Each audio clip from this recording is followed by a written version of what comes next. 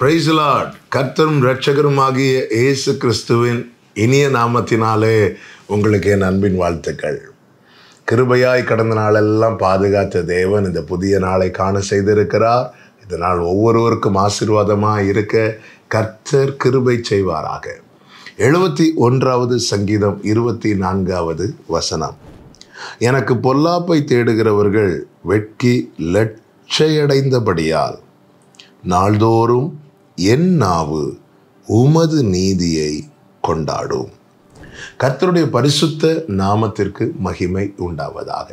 சங்கீதக்காரன் இந்த வார்த்தை அருமையாய் சொல்லுகிறான். இந்த வார்த்தையிலே நமக்கான செய்தி ஒன்று இருக்கிறது. இங்கே என்ன சொல்லுகிறான் என்றால், எனக்கு பொல்லாப்பை தேடுகிறவர்கள் லட்சையடைந்தார்கள், வெட்கப்பட்டு போகும்படி கர்த்தர் செய்தார். இந்த செயலை என் நாவு ஒரு நாள் அல்ல, ஒரு வாரம் அல்ல, நாள்தோறும் கொண்டாடும் என்று சொல்லுகிறான்.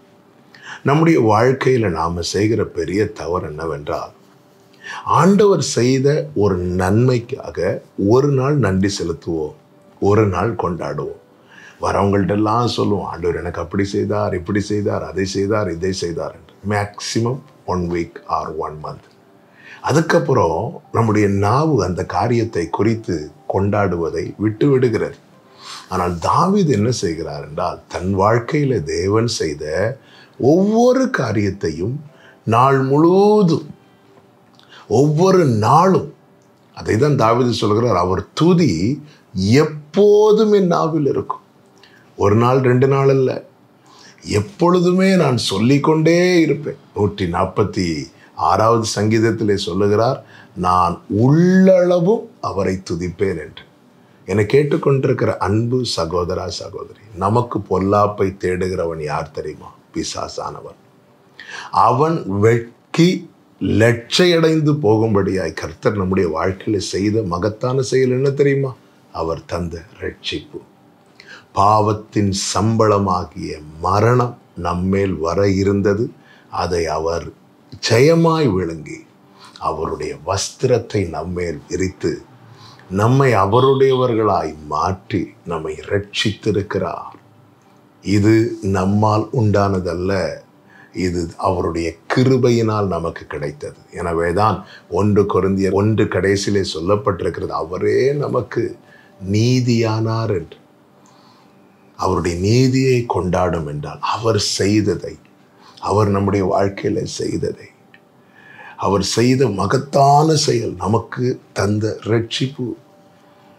பகைஞன் வெட்கப்பட்டு போகும்படியாய், அவ்வளவுதான், இவன் அழிந்தான், இவன் கதை இதோடு முடிந்தது, இந்த பாவத்திலே சிக்க வைத்து விட்டேன், இவன் இனி எழும்ப மாட்டான், இவன் இனி பாதாளத்தை நோக்கி தான் போவான் என்று பார்த்து கொண்டிருந்த பகைஞன் வெட்கி லட்சையடையும்படி ஆண்டவராகிய இயேசு கிறிஸ்து நமக்கு தந்த ரட்சிப்பு, மீட்பு, இதை ஒரு நாள் அல்ல, நாள் முழுவதும் என்று சொல்லும்போது நம்முடைய வாழ்க்கை முழுவதும் அந்த நீதியை கொண்டாடி கொண்டே இருக்க வேண்டும்.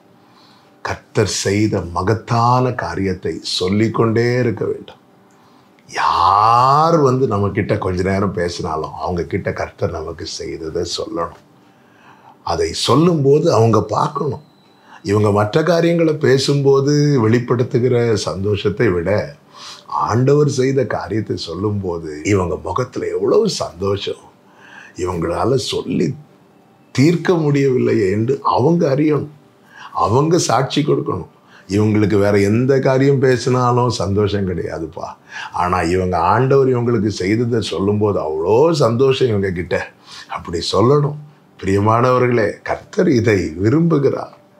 கர்த்தர் இதை நம்மிடத்தில் எதிர்பார்க்கிறார். ஒரு சந்ததி அவரை சேவிக்குமாம், அது தலைமுறை தலைமுறை தோறும் ஆண்டவருடைய சந்ததி எனப்படும். சங்கீதம் 22 கடைசி வசனங்களில் பார்க்கிறோம். அவர்கள் என்ன செய்வார்கள் தெரியுமா? அவருடைய நீதியை அறிவிப்பார்கள். அவருடைய நீதியை அறிவிக்கிறதுனா என்ன? அவர் தங்களுக்கு செய்ததை சொல்லுவது. ரூத்தை பார்த்து நகோமி கேட்குறாங்க, உன் செய்தி என்னவென்று. அப்பொழுது ரூத் என்ன சொன்னாங்க தெரியுமா? நான் அங்கே போனேன், இங்கே வந்தேன், அப்படி பண்ணேன், இப்படி பண்ணேன், அப்படி ஒன்றும் சொல்லாமல் போவாஸ் தனக்கு செய்த எல்லாவற்றையும் சொன்னாள். போவாஸ் தனக்கு செய்த எல்லாவற்றையும். பிரியமானவர்களே, இதுதான் அவருடைய நீதியை கொண்டாடுவது. அவர் நமக்கு செய்த. கர்த்தர் நல்லவர். நீதியை கொண்டாடுவோம். கிருபை மேல கிருபை பெற்று வாழ கர்த்தர் கிருபை செய்வார். ஜெபிக்கலாமா? எங்கள் நல்ல தகப்பனே, இரக்கமுள்ள பிதாவே, நன்றியோடு உம்மை துதிக்கிறோம். எங்கள் வாழ்க்கையில நீர் செய்த மகத்தான செயல், எங்கள் மேல சத்துரு ஜெயம் கொள்ளாதபடிக்கு, சத்துரு வெட்கி லட்சியடைந்து போகும்படியா எங்களை மீட்டு கொண்டீரே. இந்த நீதியை நாள் முழுவதும் கொண்டாட எங்களுக்கு கிருபை செய்வீராக. நாங்கள் உள்ளளவு உம்மை துதித்து உமக்கு பிரியமாய் காணப்பட அனுக்கிரகம் செய்யும். நன்றி மறவாதபடி நாங்கள் வாழ கிருபை செய்யும். இயேசுவின் நாமத்தில் பிதாவே, ஆமென்.